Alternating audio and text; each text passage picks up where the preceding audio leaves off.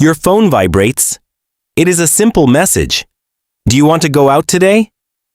For a few seconds, you even consider saying yes. You picture the place, the people, maybe a different kind of night. But then something changes. Before you reply, your mind starts coming up with reasons. You are tired. The weather does not look good.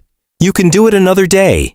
Maybe no one will notice you are not there. Maybe it is better to rest.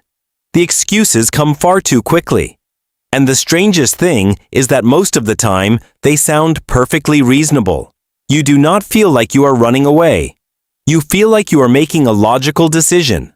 Only later, when you see the pictures, get another message, or realize you spent the night doing almost nothing, that uncomfortable question appears. Why do I always do this? The easiest answer is to call it laziness. A lack of energy. A lack of interest. A lack of discipline. But there is one detail this explanation ignores. Your body started pulling back before your mind found any reason.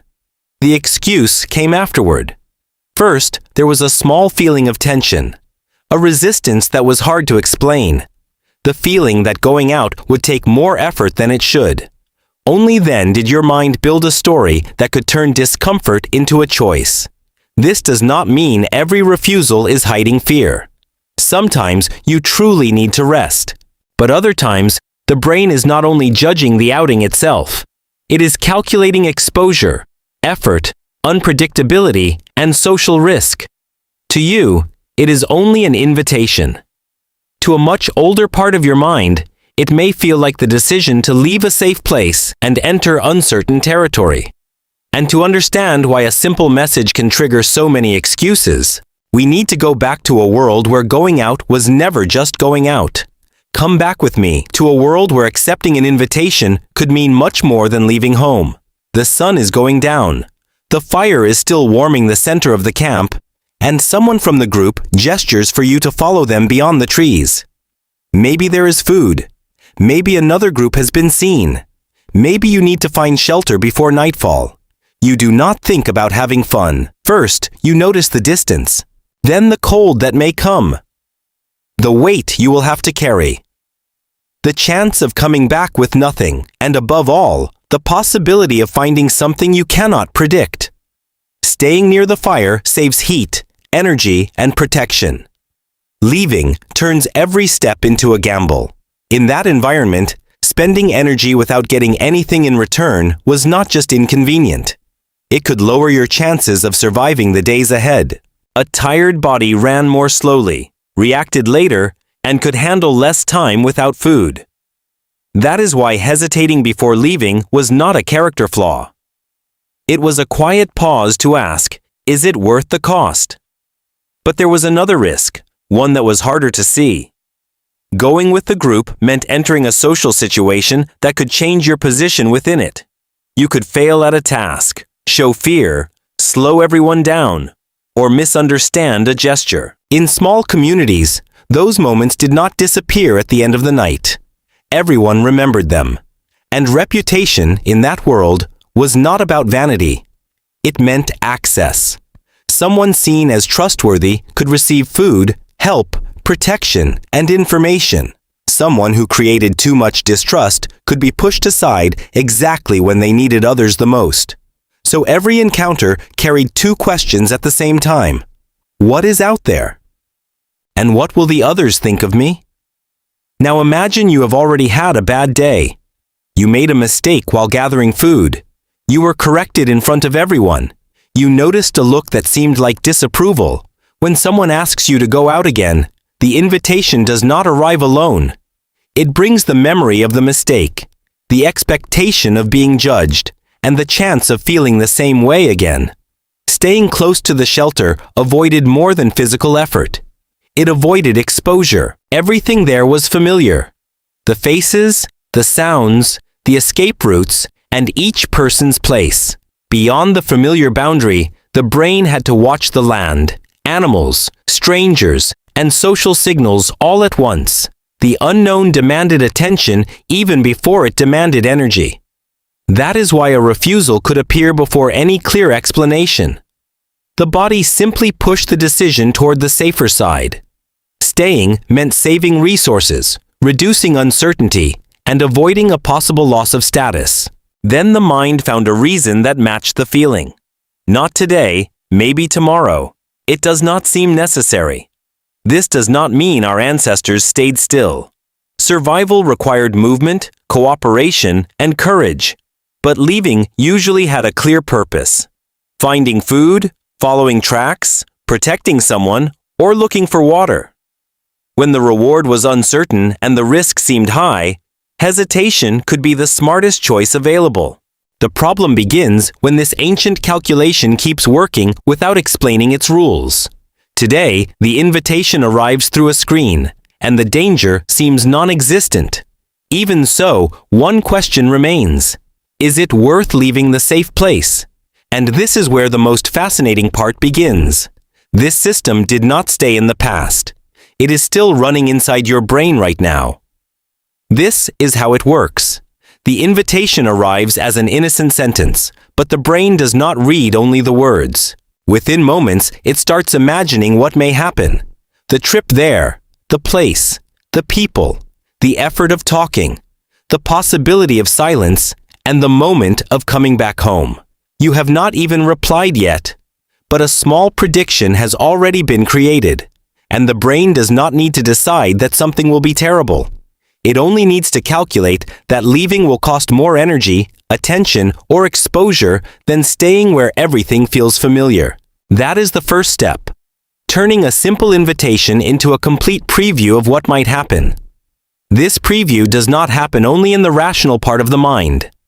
Areas involved in detecting importance and danger, including the amygdala, help quickly decide which signals deserve attention. The amygdala is not just a fear button. It takes part in a broader question. Does this matter for my safety? When the meeting seems unpredictable, tiring, or socially difficult, the system may increase alertness before there is any real danger. That is why you feel resistance without being able to explain why. The body notices a possibility. The rational mind looks for the reason afterward. Second step, the body prepares a response. The autonomic nervous system adjusts the body without asking for conscious permission. Your breathing may become shorter, your muscles may tighten slightly, and the feeling of tiredness may grow. It does not always feel like anxiety. Sometimes it only feels like you do not feel like going. This detail matters because the brain reads signals from inside the body to estimate the cost of an action. If your body is already tense, sleepy, or overwhelmed, leaving seems to require even more. So the prediction feels confirmed. Staying is easy. Going is hard. The decision starts leaning in one direction before you notice it. Now the part that seems more rational begins. The prefrontal cortex, which is connected to planning and judging consequences, tries to organize the conflict. One part of you remembers that you like those people. Another calculates transportation, timing, appearance, conversation, and discomfort. But this judgment does not start from zero. It receives a body that is already leaning toward avoidance. That is why, instead of asking, "What do I really want?" the mind often looks for a reason to explain the feeling that is already there. I'm tired. It will be awkward. I can see them another day. The excuse seems to create the decision. But often, it is only explaining a decision that is already happening. Third step, you say no. Almost immediately, the tension drops. You will not have to choose an outfit, cross the city, meet people, or keep conversations going. A small feeling of relief appears. And that relief teaches the brain something powerful. Avoiding it worked. In psychology, this process is called negative reinforcement. Negative does not mean bad. It means that an unpleasant feeling was removed. You do not receive a visible reward. The reward is the pressure disappearing. Because the brain learns from immediate consequences, refusing becomes valuable. The next time, the resistance may appear earlier and feel even more convincing. This is how a single choice can become a cycle: invitation, anticipation, discomfort, excuse, refusal, relief, Every repetition strengthens the connection between going out and feeling pressure, and between staying home and feeling safe again. This does not mean the brain has created a permanent rule. It is updating probabilities. If you avoided going out the last few times and felt better right afterward, staying seems like an efficient choice. The problem is that the system easily records the immediate relief, but it does not measure the quiet cost as well. The later frustration, the loneliness, or the feeling that you missed something. There is also a fourth layer, the social brain. During a meeting, it is not enough to be physically present. You need to understand facial expressions, tones of voice, pauses, and changes in the conversation. You need to predict when to speak, notice whether you are being accepted, and adjust your own behavior. Much of this work happens automatically, but it uses attention. When you imagine going out, your brain may anticipate this entire load at once. It does not only think, "I'm going to meet my friends." It imagines dozens of small social tests. Will I have anything to talk about? Are they only inviting me to be polite? Will I feel out of place? None of these questions needs to be conscious to make the decision feel heavier. This is where memory and prediction mix together. The brain does not use only what is happening now. It checks previous experiences. A night when you felt ignored, an awkward conversation, or an old criticism may work as warning signs. Emotional memory does not need to return as a clear scene. It may appear as a feeling. I just don't feel like going. So a new meeting carries the weight of old events. The current situation may be safe, but the brain works with similarities, not guarantees. When it recognizes a pattern, it would rather prevent something than wait for proof. That is why calling everything laziness hides what is really happening. Laziness describes what people see from the outside. You did not go. But it does not show the calculation that happened inside. The brain compared reward, effort, uncertainty, and social risk. Then it chose the option that promised less immediate discomfort. This also does not mean every desire to stay home should be fought. Rest is a real need, and saying no can be a healthy decision. The difference is noticing when the choice comes from a conscious preference and when it comes from an alarm that has already written the answer. So far, the process seems complete. The invitation activates a mental preview. The body increases the cost. The mind creates a reason, and the relief reinforces the refusal. But one piece is still missing, and it makes everything more intense. This system was shaped for occasional decisions in small and predictable environments. Today, it faces invitations, packed schedules, social comparison, and endless stimulation. And when those two worlds meet, the alarm loses control. But there is an even stranger part. The problem does not end when the brain creates an excuse. It begins when this ancient system meets a world designed to make staying home easier, more comfortable, and more rewarding than any ancestor could have imagined. In the past, staying in the shelter meant protection, but it also meant boredom, cold, hunger, and very few options. Today, staying home can offer food, entertainment, social contact, and pleasure without requiring you to walk through the door. This contrast changes the entire calculation. The brain compares costs and rewards based on what is available now. Going out requires a shower, clothes, transportation, being on time, conversation, and adjustment. Staying home offers a familiar couch, an endless screen, and the ability to leave any experience the moment it becomes uncomfortable. It is not a fair competition.